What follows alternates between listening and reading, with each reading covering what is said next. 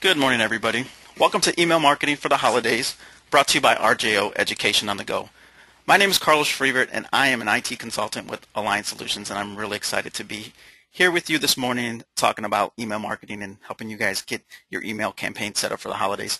Now, before we get started, I want to do some real quick housekeeping type of tips. Hopefully, you're able to see the chat channel, so please feel free to use it. Use the question functions if you guys got a question throughout the webinar or on any of the slides. I definitely want to answer as many as possible. I'll do my best to keep my eye on the chat channel and making sure that I'm answering all of your questions. Also, I tend to speak a little fast, so don't hesitate to send me a quick little chat to let me know to slow down. I want to make sure you guys are hearing everything I have to say and make sure you're getting all the information that you came here to get. So who am I? By day, I'm an active duty member of the U.S. Air Force. By night, I'm an emerging entrepreneur. I started realizing a couple of years ago that I really don't like taking orders, which obviously doesn't work really well in the military. So I'm planning for life after Uncle Sam stops paying the bills. I started my own consulting business about 1.5 years ago, which focuses on IT services and tools for small business. And then this endeavor led me to form a partnership with a couple other folks on a tech startup called Jovian Labs, where I currently serve as their Chief Information Officer. So needless to say, between my family and all of my business adventures, I keep myself pretty busy. But I'm happy to be here today, this morning with you, building a good relationship with the RJO family, and I'm excited here to be talking about email marketing. So on with the good stuff. Marketing strategy. So I purposely left the word email off the slide. Marketing strategy. Email is really just another tool or platform in your marketing toolbox. Just like you probably already do TV ads, print ads, radio ads, you have to figure out how to best to integrate email in your overall business strategy. Now, we're going to be very tactical today in what we're talking about when we're talking about content, design, and delivery, but I really want you guys to think big picture and think about how you can take these tactical things that we're going to learn about and how to best apply them in your overall business goals and in your overall business marketing strategy.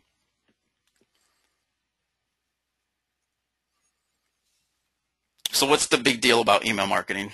Well, 2.9 billion people are using email today, and that's a huge number. So that's what makes it such a good market to go for. Email is more accessible than ever with smartphones, with tablets, and those types of other cool gadgets that are coming out. And email as a platform continues to evolve and integrate with social media. So people tend to always be connected. They're always looking at their phones. They're always checking out what the latest deals are. So you want to be able to give them enough information about your products and your services to get them to come into your store to buy your products. But one of the biggest differentiators between email marketing and other marketing tools is the cost. Now, you probably know how much it costs you to run your TV ads or your print ads or your radio ads. What you're going to find is that email marketing will cost you pennies compared to those other platforms. And if done correctly, the return on investment tends to be a lot higher, and the measurement of that return is a lot easier to do, and it's more real time. Now, I've personally never done a TV ad, and I'm sure there's some good tools out there to help you measure the return on investment and see if it was worth the cost of running that TV ad. But I know with email marketing, you will see those analytics as soon as you hit send on an email campaign, and the measurement can begin right away. So now there's a couple different types of email campaigns that you can do. For today, we're going to focus on two specific ones. First is going to be the product type email, and then the second being an informational type email, with information being, it could be information about your upcoming sales, your upcoming promotions, your upcoming special events. So good quality content. We're going to talk, in this first section, we're going to talk about how to write good content for your emails and just marketing in general, and then we'll move on into more of the design and delivery type phases within an email marketing campaign. Content. What should you focus on? So first of all, I'm going to assume that your business is already doing some type of marketing. Like I said earlier, it could be print, it could be TV, it could be radio, etc. So if you're already doing that, then you're already creating content for your email campaigns. By using this formula that you see on the slide in front of you, your content can go from good to great. And there's really nothing fancy about the formula because it's based on basic marketing principles. So we're going to start out with what I've got for you. What value does your product or service or promotion have for your customers? Why should they buy that necklace today or why should they come into your store for that Black Friday sale? What's it going to do for your customers? What benefit is it going to provide? Why should they buy that ring from you and not from your competitor down the street? A big part of email marketing is trust. So that goes back into who you are as a business. What's your brand? What's your identity? What does your customer service say about you? Because if they've got great customer service coming into the store, they're going to want to sign up for your email list, and then they're going to trust you when you send them those emails that your deals are good, your promotions are good, and that they're going to be worth coming in for. And then ultimately, what action do you want your customer to take? Do you want them to click on a product link? Do you want them to print the coupon that's in the email? You may find that you have to tell your customers exactly what you want them to do with your email. So don't be afraid to spell it out within the design. And we're going to give a couple of different examples in the design phase of the webinar to tell you exactly what that call to action should be and what exactly you need to do to tell your customers. Now, creating scarcity is easy, but making it natural is kind of hard and kind of unique. If you send out an email that says 20% off today only sale, it doesn't really work too well if you send that email every week, because you're not really creating scarcity. You're just creating just a random promotion. So as you're creating content for your emails, give your customers a reason to want to buy and visit your store today, but try not to make it forced and try not to make it seem fake.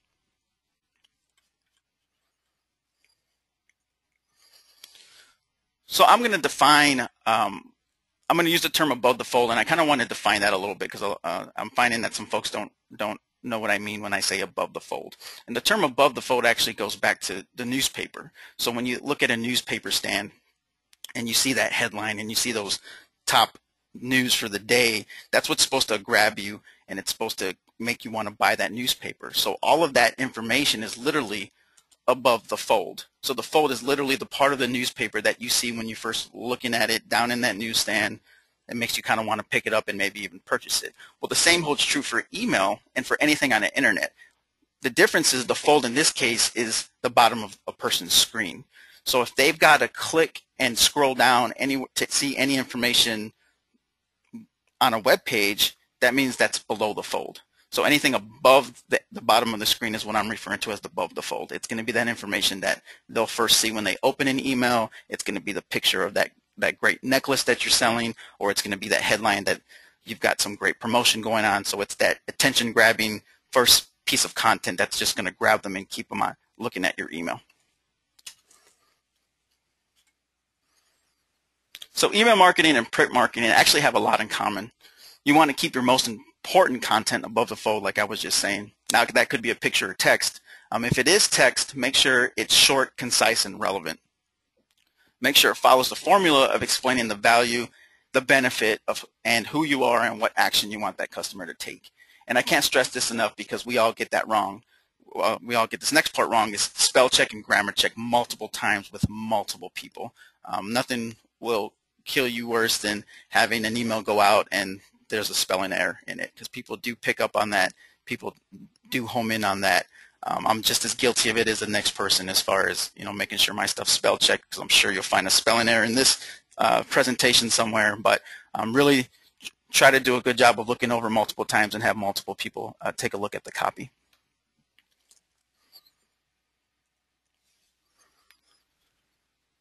So I'm going to use the word headlines here, but what I really mean is subjects, email subjects. What are you going to do to get that person to open your email? Because let's face it, think about your own inbox today. Think about Gmail or a Microsoft Outlook or whatever you're looking at. Think about how many emails you get today and how many of those you actually open. So you've got to create a good subject line or headline to get that person to want to open it, because you've got to fight through that inbox chaos.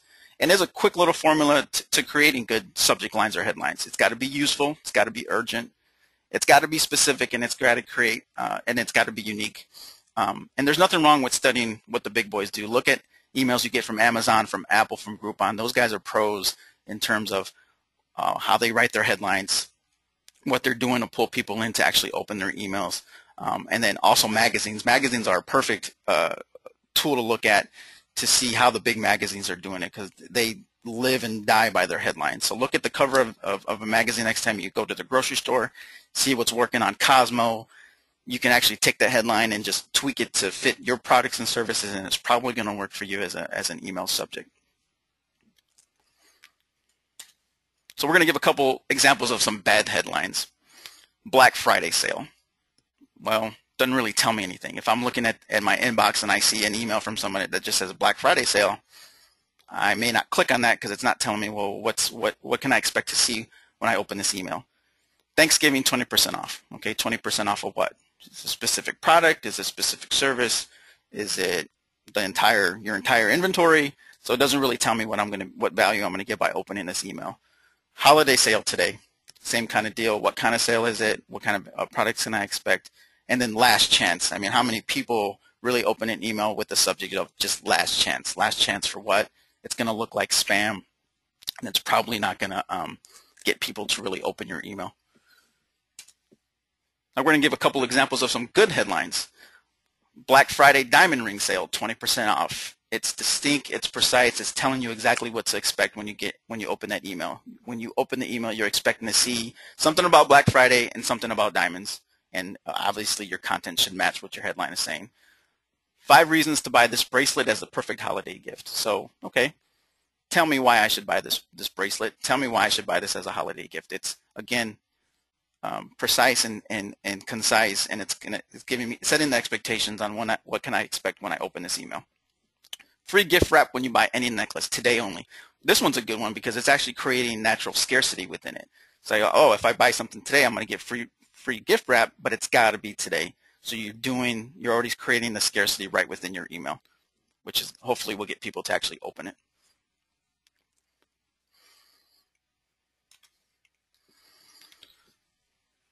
So before we actually get into some of the anatomy of the email design, I just want to make sure that no one has any questions specifically about content or anything like that. So like I said, please feel free to use the chat channel if you've got a question about content, headlines, anything like that.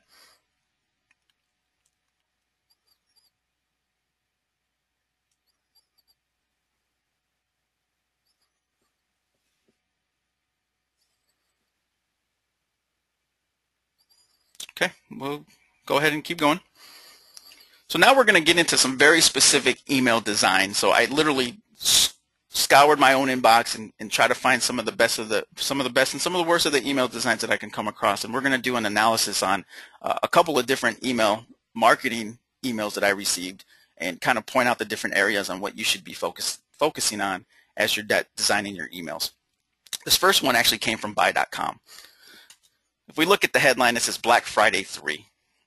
Well, that doesn't really tell me anything except that it's a Black Friday sale, and it's going to probably be one email amongst 15 other emails I'm going to get on Black Friday for Black Friday, but it doesn't give me any value. It's not really telling me why I should open that email. It's just saying Black Friday. Okay, not really a good headline. What does buy.com have for me? So it's saying it's a Black Friday, it's up to 85% off while supplies last. Well, again, it's not really telling me what the value is for me, except that I'm saving 85%. Okay, that could be a good thing, but again, it's not really giving me a compelling reason to not only open the email, but to actually click on anything within the email. What's it going to do for me? Again, it's going to save me 85%. May or may not be worth it for a customer to actually click on the link. Who Am I? They actually do a pretty good job with the Who Am I. They're saying it's from buy.com, which is a recognized brand and entity on the internet. And they put that up front to let people know who it's from and what website they can expect to hit when they click on a link. And what I should do next. So this is specifically a product email, so they're featuring some of their products, but they're not really telling me to click on the links. They're assuming that I already know how to click on the links. And you can't assume that your customers are going to know what to do.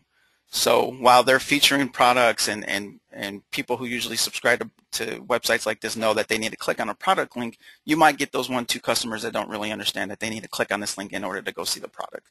So this is not a great example of a product page, and I wanted to point it out to you guys so you kind of know, okay, this is some of the things that I need to be taking a look at and thinking about as I'm designing my own email marketing campaigns.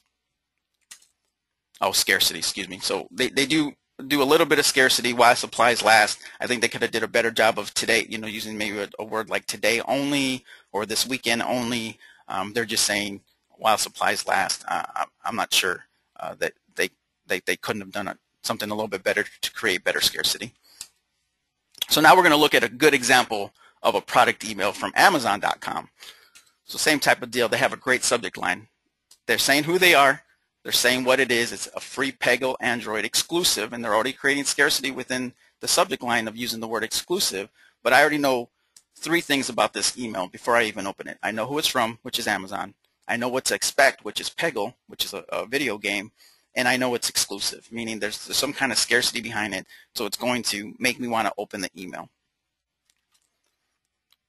Again, email being about Peggle, this video game, one of the biggest things above the fold that we've been talking about is placing the most important information in a spot where it's going to pop out right away as soon as I open that email. So in this case, they want to feature Peggle, and that's bright, first thing you see, the biggest thing that you see on the page, and it's going to draw your attention right to it. What's it going to do for you? They did a short little blurb on the advantage of getting Peggle, or saying that if you enjoy games on your Android phones, that you might want to check out this one. So really quick, really concise, telling you why you should want to buy this game. Who am I? Again, they do the same thing like Buy.com did. They put their logo up at the top, and the branded logo at the top to let people know that they can be trusted, and give the people an expectation on what they can expect. And then what I should do next. So these guys do an awesome job of saying, click on this button to learn more. So it's specifically telling people, learn more. And it's going to say, okay, I want to learn more, so I'm going to click on this, and it's going to take me to a product page, and I'm going to learn more about this application. Or in this case, it also gives them alternatives to this product. So it's going to feature a bunch of different products, other video games that people can potentially buy if they were interested. So what the biggest thing I want you to take away from this is, look at this for your store and replace the pictures with pictures of your own jewelry. You know, where it has Peggle, that could be a diamond ring. Where it has all the App Store deals, that could be a necklace, an earrings. It could be a ring. It could be a watch. It could be any of the other products that you want to showcase in that particular email. Now, I do want to caution you against doing product emails if you're not currently doing e-commerce on your site, because unfortunately what people tend to do is, if they see a product in an email, they want to click the link and they want to be able to buy it online. So if you don't have that functionality already built into your website, people are going to expect to be able to buy it online, and you kind of might make some customers angry that they don't have that option to do that. So just keep that in mind as you're doing product emails. You got to walk that fine line of, yes, you want to feature your products, but if you don't have e-commerce built into your site where they can actually buy it, then you've got to make sure that you kind of accounted for that. And then the scarcity. So these guys did an awesome job about scarcity.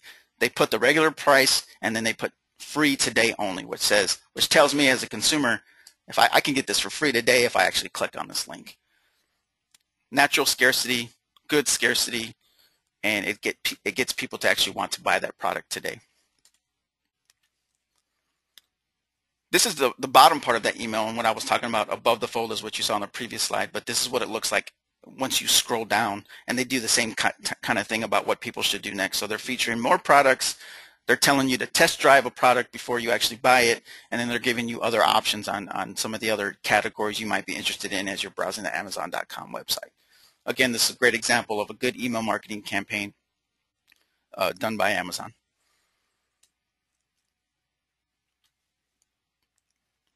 So now we're going to move away from products a little bit and start talking more about informational type of email campaigns. Again, we're going to feature another ad by Amazon, and actually they didn't do a great job with this particular ad, as we're going to see as we start walking through it. So we'll start with the headline, Amazon.com good, I know who it's from. Black Friday deals, not really telling me a whole lot.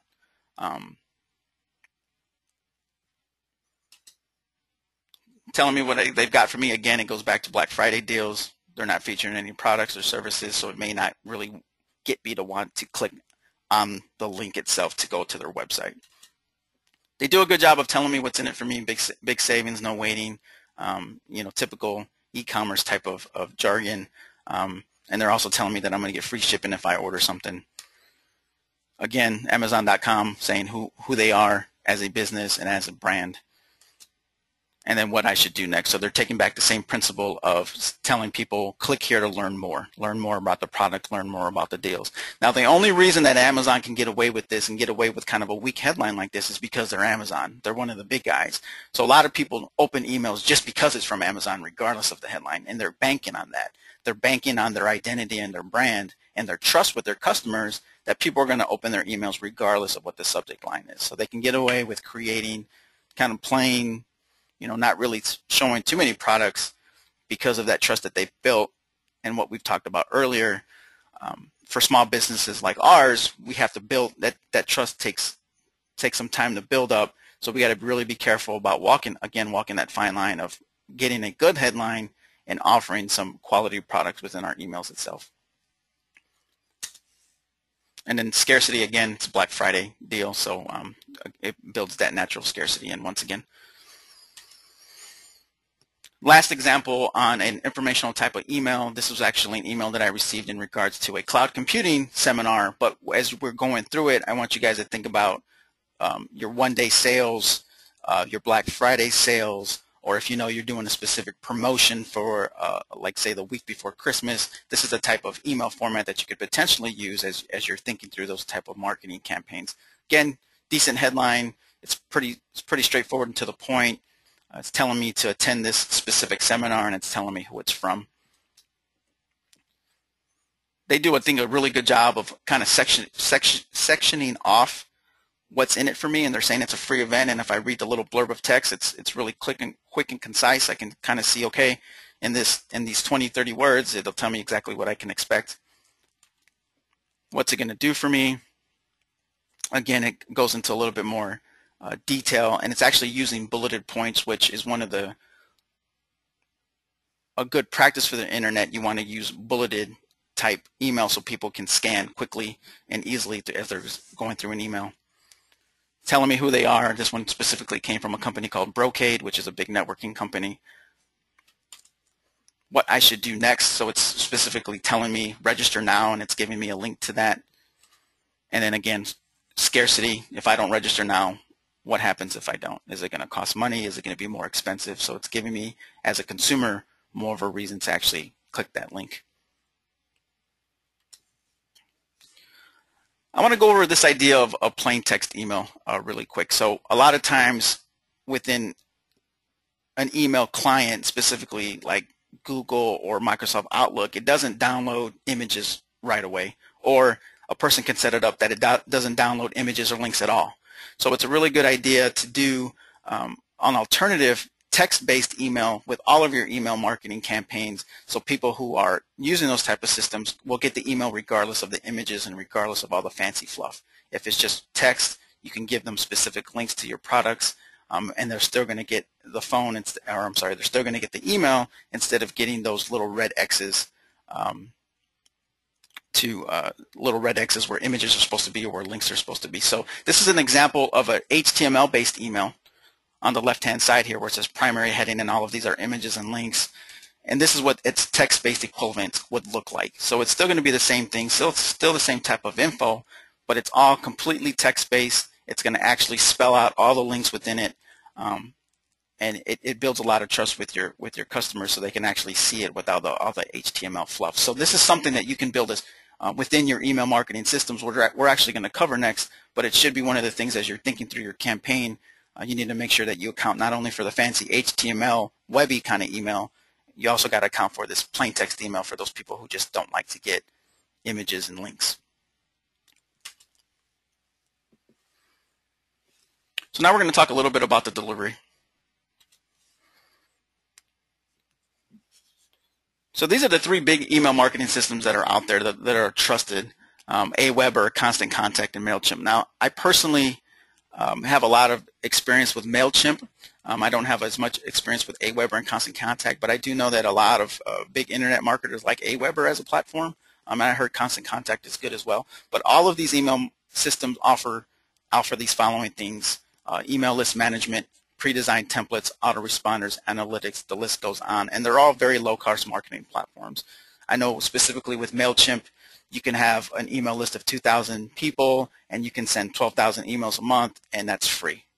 Aweber and Constant Contact, I think, range between like $15 to $20 a month, and give you unlimited email lists and unlimited emails for the month, and it's going to offer all this analytics and segmentation type of stuff. So these are the big ones that you possibly are looking at. You also, as a business, you might also be using some type of software that has this built into it. So make sure that you're looking at all your business tools already, because you might have the email marketing functionality already built into one of the tools that you're using. You just may not be using it. So that's just something to keep in mind before you decide to invest in one of these systems. Now, figuring out the best time to deliver takes a lot of analysis, some testing, and a bit of luck.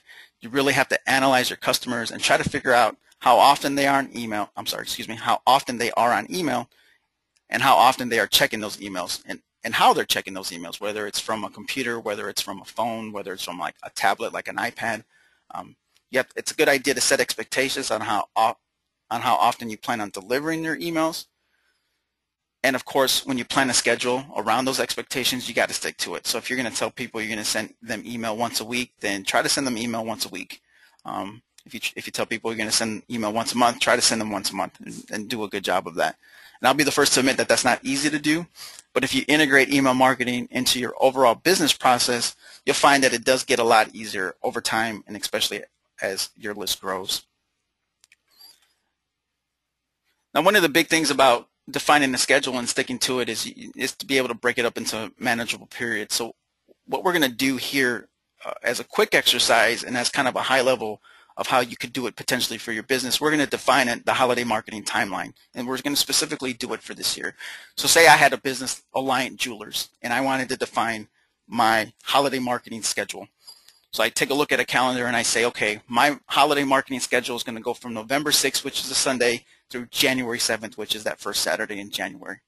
So I'm going to define this timeline, and I'm going to overlay the actual big days of that come up during that timeline. Thanksgiving and Black Friday, Christmas Eve, Christmas Day, and I realized a little bit ago that I forgot to include the day after Christmas, which I know is a big sales day, New Year's Eve and New Year's Day. So now I have my big dates that I need to shoot for. I need to make promotions around those dates, and specifically for the purposes of this exercise, I'm going to say, what are my sales periods going to be that day? When am I going to offer discounts on my products? So I do that by defining that on a timeline. Maybe I'm going to have a pre-Thanksgiving sale of 10% off, and that's going to run from May 6th and through November 24th. Then there's going to be the after Thanksgiving sale of 15%, and you can build up into Christmas, going 20%, 30%, 40%, having your after Christmas sale, and then obviously having some type of New Year's sale. So now that you've seen your timeline, you've seen where your promotions are going to fall within that timeline, you can decide at that point where your email marketing campaigns need to go out to support those promotions. And that's what these red dots are doing. What these red dots are doing is saying, okay, for me to support my pre-Thanksgiving sale of 10% off, I actually need to send an email out about that prior to November 6th, prior to it actually starting. Same deal with Black Friday. Say I'm going to feature a whole bunch of products for Black Friday because I'm going to have this huge sale. I actually need to send my email campaign maybe a day or two before Black Friday.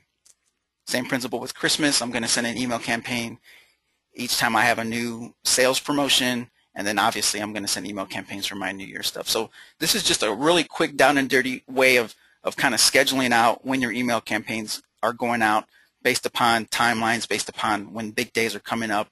And you can actually kind of see how it floats off. Another thing you can do is overlay your own paper marketing campaigns, TV marketing campaigns, radio marketing campaigns. You can overlay that all and build one good big holiday marketing strategy, so you can see exactly where your marketing what your marketing platforms are doing for you, and make sure that you're not overwhelming your customers with all of this stuff.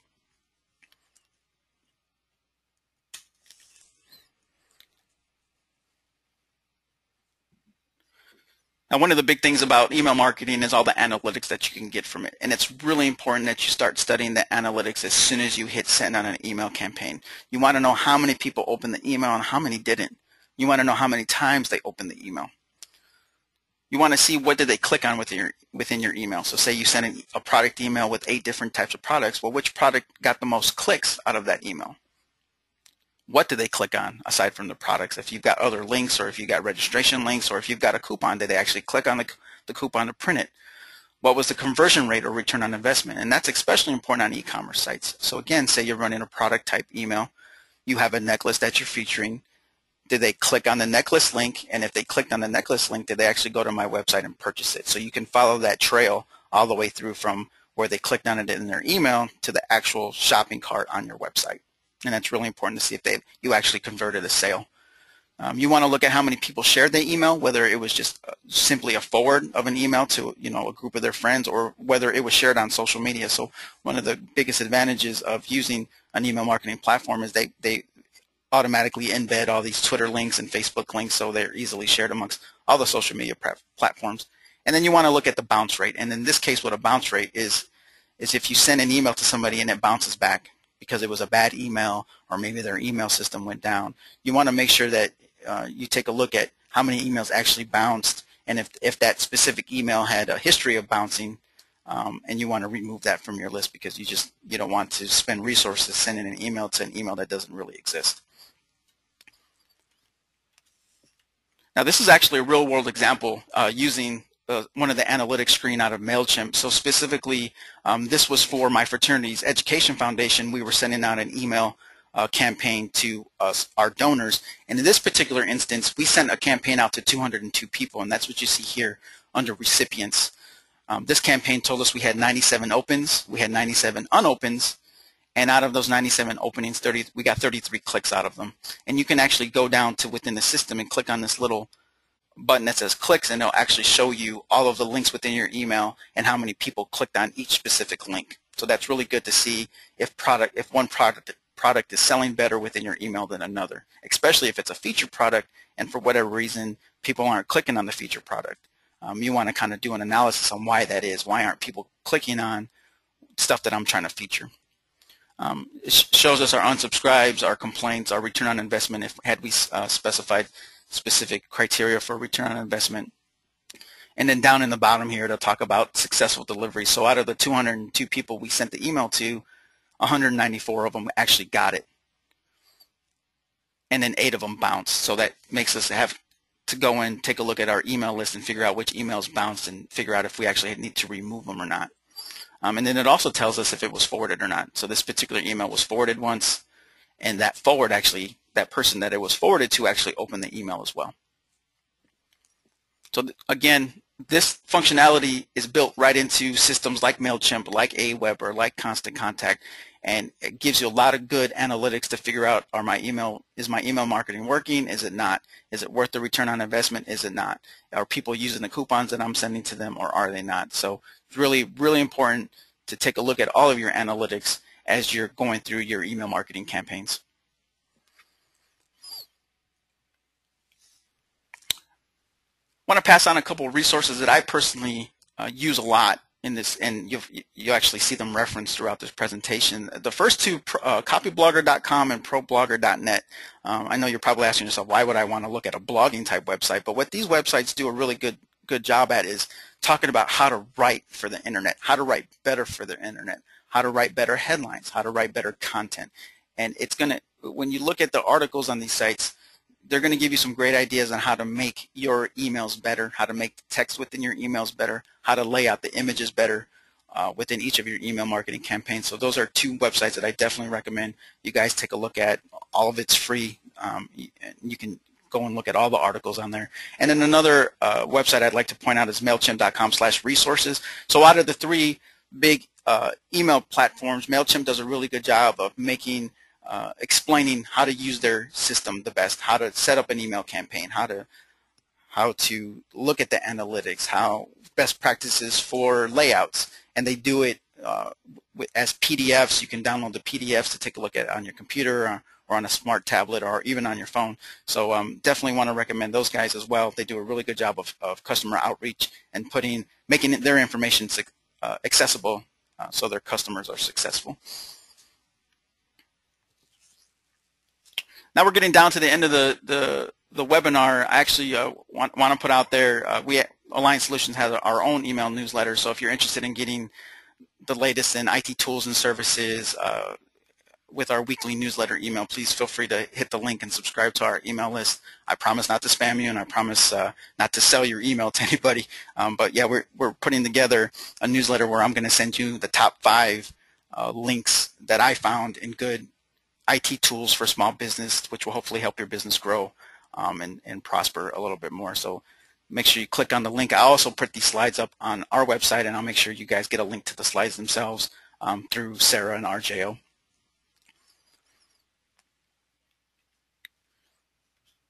And that's the end of the webinar for now. I really want to thank you for your time and attention this morning, and I hope you found the material to be valuable in helping you set up your email campaigns. RJO will be sending out an email looking for comments and feedback to the webinar, so please let them know what you thought. And of course, if you're looking for services to help you set up your holiday email campaigns, please don't hesitate to contact me at the email that you see on the screen. This webinar was brought to you by RJO Education on the Go and Alliance Solutions. I'm going to be sticking around in the chat channel for a bit if anybody has any specific questions on any of the material that we covered this morning. And if not, I hope you guys have a great Thursday and a good weekend.